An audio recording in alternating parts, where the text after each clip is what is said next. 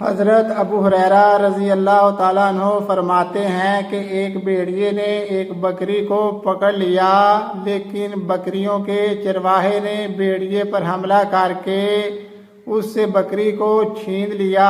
بھیڑیا بھاگ کر ایک ٹیلے پر بیٹھ گیا اور کہنے لگا کہ اے چرواہے، اللہ تعالیٰ نے مجھ کو رزق دیا تھا مگر تو نے اس کو مجھ سے چھین لیا۔ چرواہے نے یہ سن کر کہا کہ اللہ کی قسم، میں نے آج سے زیادہ کبھی کوئی حیرت انگیز اور تعجب خیز منظر نہیں دیکھا کہ ایک بھیڑیا عربی زبان میں مجھ سے کلام کرتا ہے۔ بھیڑیا کہنے لگا کہ اے چرواہے، اس سے بھی کہیں زیادہ عجیب بات تو یہ ہے کہ یہاں بکریاں چرا رہا ہے اور تو اس نبی کو چھوڑے اور ان سے منہ موڑے ہوئے بیٹھا ہے جن سے زیادہ بزرگ اور بلند مرتبہ کوئی نبی نہیں آیا۔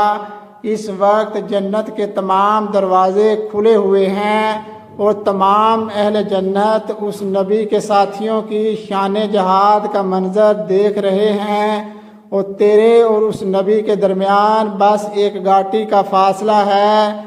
کاش تم بھی اس نبی کی خدمت میں حاضر ہو کر اللہ کے لشکروں کا ایک سپاہی بن جاتا۔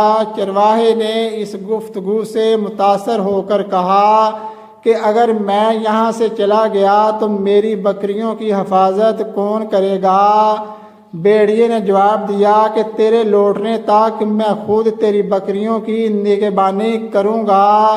چنانچہ چرواہے نے اپنی بکریوں کو بھیڑیے کے سپرد کر دیا اور خود بارگاہ رسالت میں حاضر ہو کر مسلمان ہو گیا، اور واقعی بھیڑیے کے کہنے کے مطابق اس نے نبی صلی اللہ علیہ وسلم کے اصحاب کو جہاد میں مصروف پایا۔ پھر چرواہے نے بھیڑیے کے کلام کا حضور صلی اللہ علیہ وسلم سے تذکرہ کیا تو آپ نے فرمایا کہ تم جاؤ، تم اپنی سب بکریوں کو زندہ و سلامت پاؤ گے۔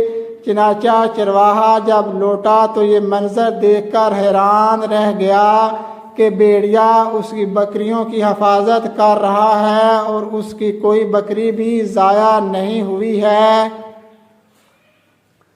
چرواہے نے خوش ہو کر بھیڑیے کے لیے ایک بکری ذبح کر کے پیش کر دی اور بھیڑیا اس کو کھا کر چل دیا۔